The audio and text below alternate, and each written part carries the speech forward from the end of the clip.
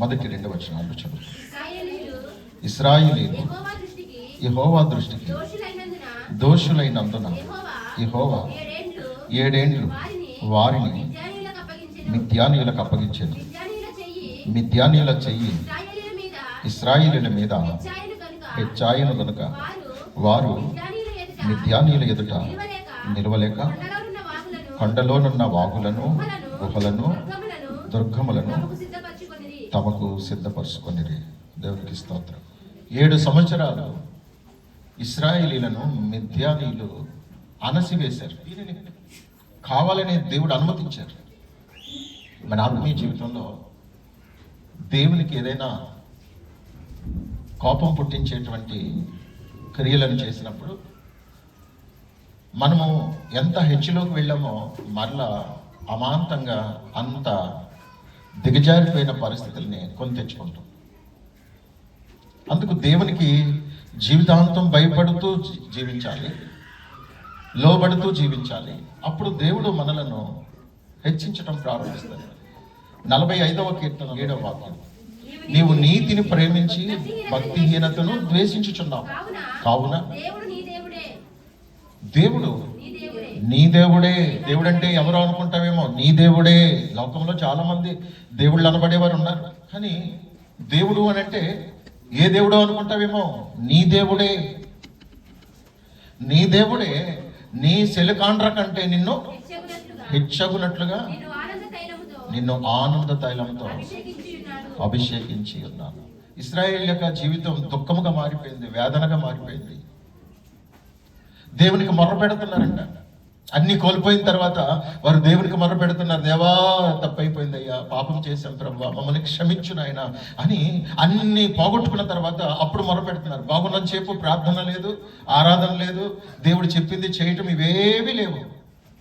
ఎప్పుడు ప్రార్థన మొదలైంది అని అంటే అన్ని కోల్పోయిన తర్వాత, దరిద్రత అనుభవిస్తున్నప్పుడు, వేదన అనుభవిస్తున్నప్పుడు, అణసివేతకు గురి అయినప్పుడు అప్పుడు మొర్ర పెడుతున్నారంట. ఇదిగో మీరు ఐగుప్తులో నుండి విడిపించబడింది మొదలుకొని ఇప్పటి వరకు దేవుడు మీ పట్ల ఎన్నో గొప్ప కార్యాలు చేసి మిమ్మల్ని విడిపించి రక్షించి మీకు ఎన్నో విధాలుగా సహాయం చేస్తే మీరు అన్ని మర్చిపోయారు. మర్చిపోయి దేవుణ్ణి బాధ పెట్టారు. దేవుని మీద మీరు తిరుగుబాటు చేశారు గనుకనే మీకు ఎలాంటి పరిస్థితి ఏర్పడింది. ఇప్పటికైనా బుద్ధి తెచ్చుకుని మీరు జీవితాంతము దేవునికి భయపడి, దేవునికి లోబడి నమ్మకంగా బ్రతకండర్రా అని చెప్పి దేవుడు తన ప్రవక్తను పంపించి మాట్లాడుతున్నప్పుడు వారిలో ఓ ప్రవర్తన సరిదిద్దుకోవాలనేటువంటి గ్రహింపు, జ్ఞానం కలిగింది. మనము దేవుని మాటను ఎప్పుడు కూడా తేలికగా తీసుకోకూడదు. దేవునికి కోపం పుట్టించేటువంటి క్రియలు మనలో ఉన్నట్టుగా దేవుడు మనతో మాట్లాడుతున్నప్పుడల్లా వెంటనే మనము లోబడి వాటిని సరిచేసుకోవాలి. భూమి మీద ఉన్న సమస్త జనముల కంటే నేను నిన్ను హెచ్చిస్తాను, అలా హెచ్చించాలి అనంటే ఆయన ఆజ్ఞల ప్రకారంగా నువ్వు నడుచుకోవాలని దేవుడు ఇంతవరకు మనతో మాట్లాడుతూ వచ్చారు. అవును, నిజమే. దేవుడు మనల్ని హెచ్చించాలని కోరుకుంటున్న దేవుడు. మరి ఎందుకు తగ్గించబడుతున్నావు? కారణం ఒక్కటే, నీలో దోషం ఉంది, పాపం ఉంది, అవిధేయత ఉంది, తిరుగుబాటు ఉంది, నిర్లక్ష్యం ఉంది, గర్వం ఉంది.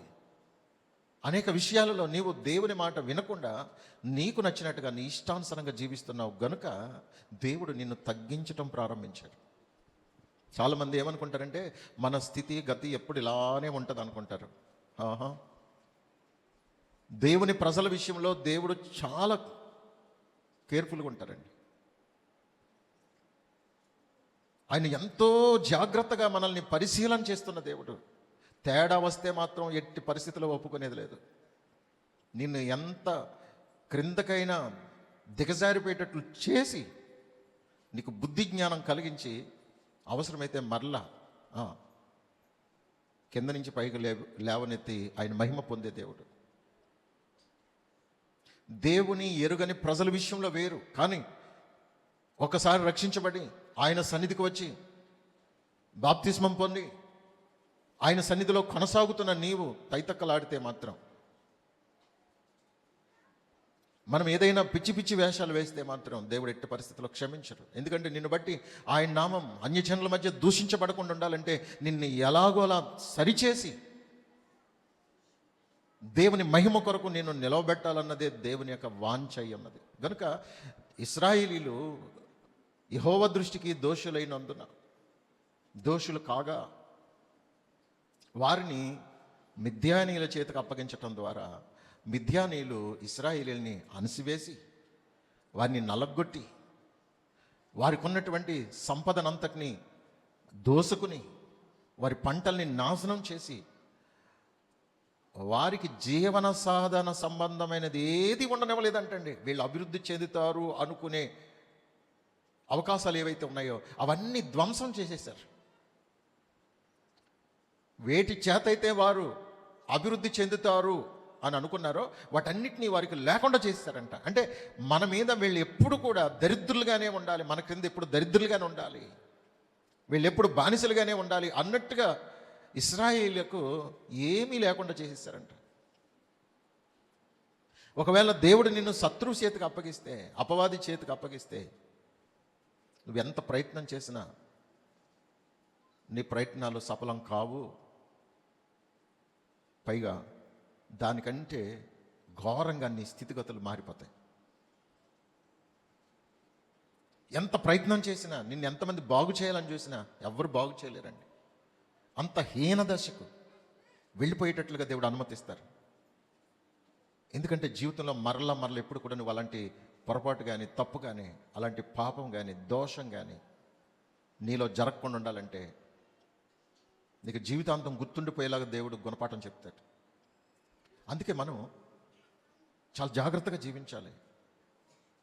ఇది మామూలు విషయం కాదండి. దేవుడు లోకంలోంచి మనల్ని వేరు చేసి ప్రత్యేక జనాంగంగా ఎత్తుపట్టి మనల్ని హెచ్చించాలని, మనల్ని దీవించి గొప్పవారిగా చేయాలని ఆయన మన మీద ఎన్నో ఆశలు పెట్టుకుంటే, ఓ స్థితికి వచ్చిన తర్వాత, ఓ స్థాయికి వచ్చిన తర్వాత దేవుని మీద తిరగబడితే దేవుడు ఊరుకుంటాడండి?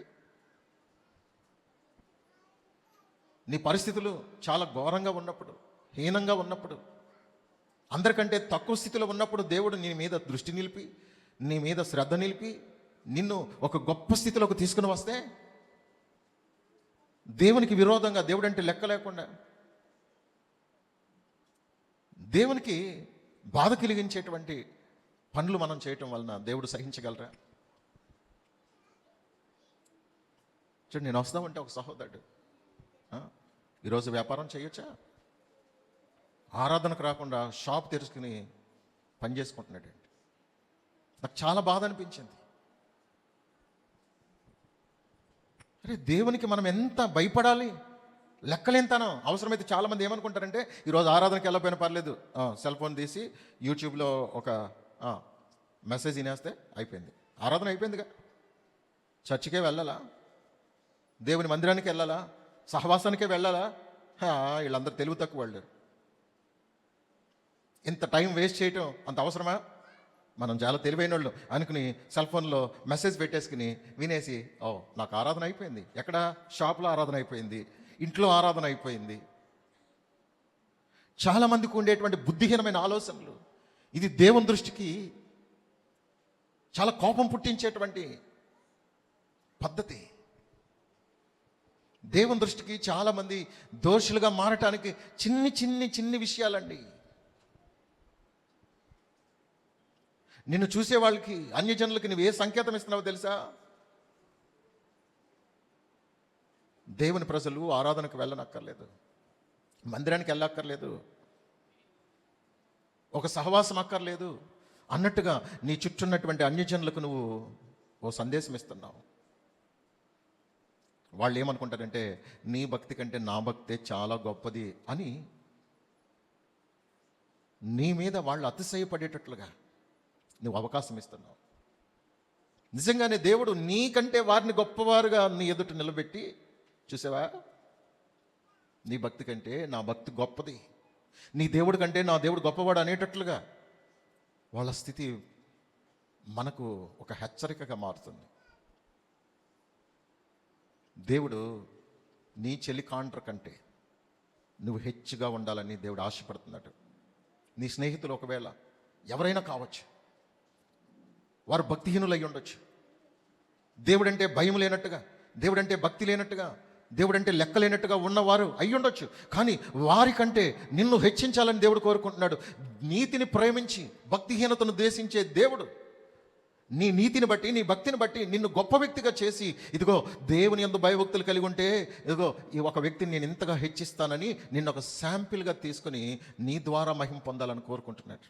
ఒకవేళ నువ్వు నీతిని ద్వేషించి భక్తిహీనతను ప్రేమించి నీ ఇష్టానుసారంగా జీవించావనుకో, హెచ్చుగా ఉన్నటువంటి నీ జీవితాన్ని అణిసివేసి నీకంటే కూడా నీ సెల్లుకాండ్రని దేవుడు గొప్పవారిగా చేసి వాళ్ళ ద్వారా నీకు దుఃఖాన్ని పుట్టిస్తాడు. కనుక జాగ్రత్తగా మనం భక్తి చేయాలి. భక్తిహీనతను మన జీవితంలోనికి రానివ్వకూడదు. ఆయన భక్తిహీనతను ద్వేషిస్తాడు, అనగా భక్తిహీనంగా జీవించే వారిని ద్వేషిస్తాడు. ఆయన నీతిని ప్రేమిస్తాడు. నీతి అనగా దేవుని మాట మీద కట్టుబడి జీవించటం, దేవునికి భయపడి జీవించటం, పరిశుద్ధతను ప్రేమించి పరిశుద్ధతను అనుసరించటం నీతి. ఈ నీతిని ఎప్పుడైతే నీవు అమ్మేసుకున్నావో, నీవు నీతిని అమ్ముకున్న రోజున నువ్వు దరిద్రురాలుగా మారటం ప్రారంభిస్తావు.